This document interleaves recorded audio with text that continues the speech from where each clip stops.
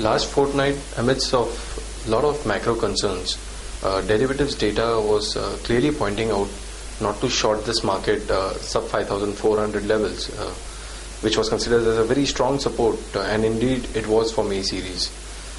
Now we have bounced back from those levels.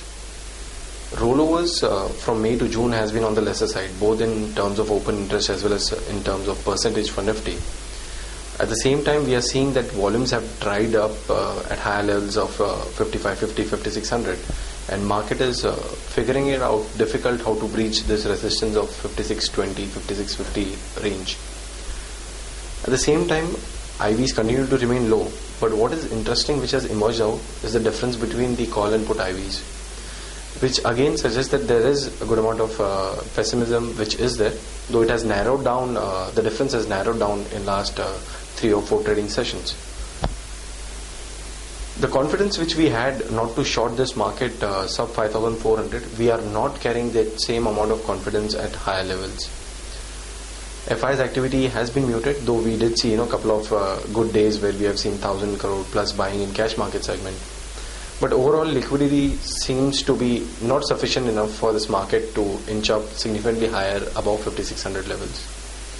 So what we are suggesting now is that around 5,600 there would be ample of shorting opportunities, especially in large caps.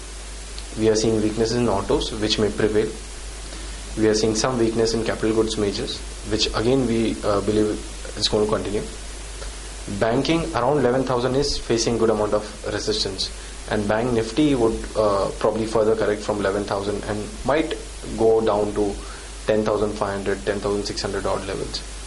Don't expect a very big crack in market for coming fortnight or so, but the view of 5,400, which was such a strong support in May, now we say that 5,400 is not a very strong support for June.